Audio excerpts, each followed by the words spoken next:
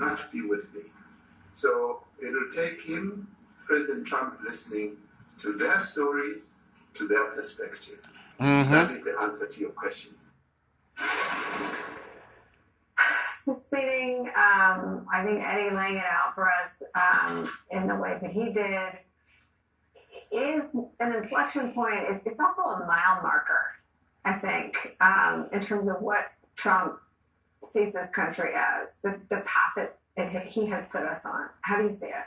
Yeah, it's amazing because there are things that we thought everybody had agreed upon, that apartheid is bad. It's this diabolical system of white supremacy. No one could ever defend it. And they're not out and out defending it, but they're defending the people whose ancestors created it.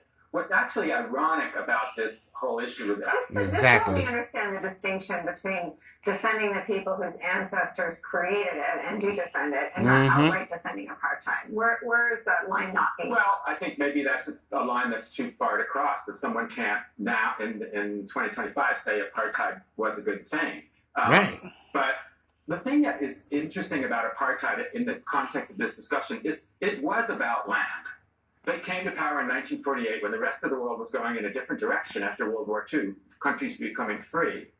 And they created something called the Group Areas Act in 1950, which was the idea that South Africa, the best land in South Africa, the cities in South Africa would be for white people, and black people would go to the edges, to the Bantustans, or homelands as it was called. You see what I'm saying? Only ever be he up there telling lies from apartheid, temporary sojourners in white South Africa. So it was all about separateness, which is what apartheid means in Afrikaans. So these people are not responsible for that, but they are beneficiaries of it. And so, part of what the Mandela legacy was is how do we reconcile these two things? How do we let people from both sides live in the same country? And South Africa is trying to do that. They haven't expropriated any of that land. That's part of the reason the ANC lost the vote.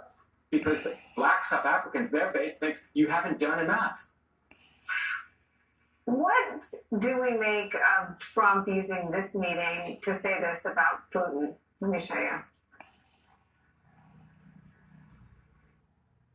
So without the United States, the G20, just like the G7, used to be the G8, but brilliantly they threw Russia out. Would have been a lot better if Russia was in. Yeah, get off Putin's balls, man. Probably wouldn't have this war. Scared of Putin, that's why.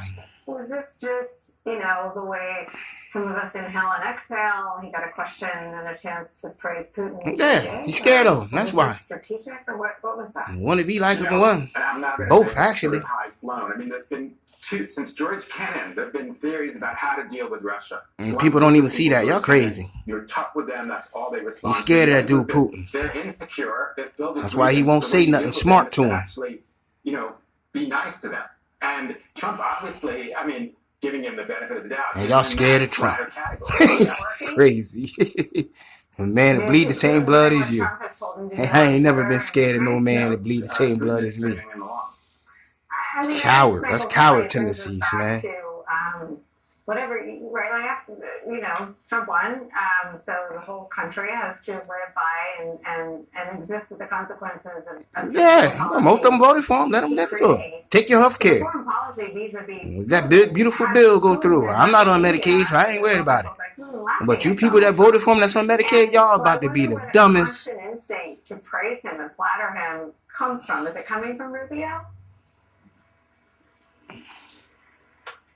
Is it coming from, from Rubio? Is it Rubio's, is it on a piece of paper? Putin's slaughtering Ukrainian civilians and nightly attacks against Ukraine keep flattering him? It's working. Where is the lie being told to Trump that the 9 years of flattering Putin is working for U.S. national interests? There's no evidence of it. The one thing, Trump has... There you go, another lie. Trump was saying that he could end the war in Ukraine in 24 hours, even before he was people is supporting this. That's why I said it's all right. When this country be like a third world country, then y'all can blame yourselves. And I'm going to blame you. Even defending, it's important to remember. I'm going to blame you voters. I know most of y'all voters are. And I know what states y'all are in, too. And I'm going to blame y'all. That he's a killer or a war criminal. So he seemed to think that this is going to pay off because he can squeeze Zelensky and flatter Putin and get this quick deal in Ukraine. Well, once they take that Medicaid off the thing, I wish they would send around something talking about support this. Yeah, right. I'm not supporting you. You should have supported your vote instead of voting for this retard. You wouldn't have to go through that.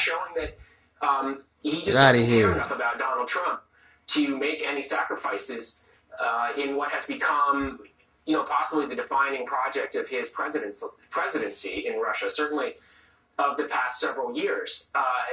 So now Trump is kind of pivoting and suggesting that there can be trade deals and a great economic relationship, which is all well and good. Russia ain't got nothing we want. Trade with Russia, economic deals with Russia for the United States are not going to make a significant difference to our economy. No, it They're ain't. not going to be big They ain't got nothing over there. They're much more beneficial for the Russians. They need us a lot more Then we need them. Exactly. To answer your question, Now, I said he's scared of this guy, man. He is getting anything. I think in He ain't his getting mind, nothing. He may yet get big, beautiful economic deals, even if he doesn't get an end to the war.